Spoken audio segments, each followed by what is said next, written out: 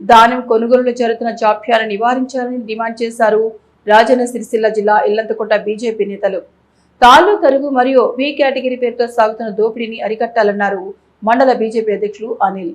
వర్షాలు కురిసే అవకాశం ఉందని వాతావరణ శాఖ హెచ్చరికల నేపథ్యంలో కొనుగోళ్లను సత్వరమే పూర్తి చేయాలంటూ తహసీల్దార్కు వినతి పత్రాన్ని అందజేశారు. ఈ సందర్భంగా మండల అధ్యక్షులు భూముల అనిల్ కుమార్ మాట్లాడుతూ రైతులు కొనుగోలు కేంద్రాలకు ధాన్యం తీసుకొచ్చి నెల రోజులు గడుస్తున్నా ధాన్యం కొనుగోలు చేసే నాదుడు లేకుండా పోయాడని ఆవేదన వ్యక్తం చేశారు.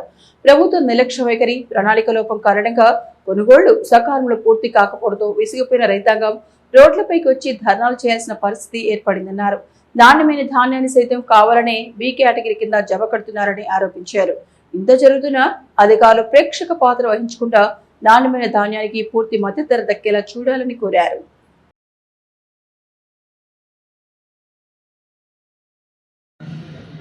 ఈరోజు ఇల్లంతకుంట మండల కేంద్రంలో భారతీయ జనతా పార్టీ మండల శాఖ ఆధ్వర్యంలో మండల తహసీల్దార్ గారికి వడ్ల కొనుగోలు మరియు మొక్కజొన్న కొనుగోలు వేగవంతం చేయాలని వినతి పత్రం ఇవ్వడం జరిగింది. గత 30 రోజులుగా వరి కళ్ళల్లో వడ్లు పేరుకుపోయి ఉన్నాయి, అన్నీ మాయచేరు వచ్చినాయి. ఏదైతే అమ్మడానికి సిద్ధంగా ఉన్న వడ్లు లారీలు లేవని, లేకపోతే మిల్లర్లు సహకరించడం లేదని ఇతరతర కారణాలు చెప్తూ జాప్యం చేయడం జరుగుతుంది. ప్రకృతి ఇప్పటివరకు సహకారం చేసింది. ప్రకృతి అకాల వర్షాలు ఏవైతే ఉన్నాయో ఈ 30 రోజుల్లో మనకు పూతకొచ్చిన పంటకు ఇబ్బంది పడే విధంగా ఇక్కడ వర్షాలు లేదు. అయినప్పటికీ ఇక్కడ అధికారులు కానీ, మిల్లర్లు కానీ, వడ్ల కొనుగోలు కేంద్రాల నిర్వాహకులు కానీ సహకారం చేయకుండా ఉండడం వల్ల వడ్లు ఎక్కడెక్కడనే పేరుకుపోతున్నాయి.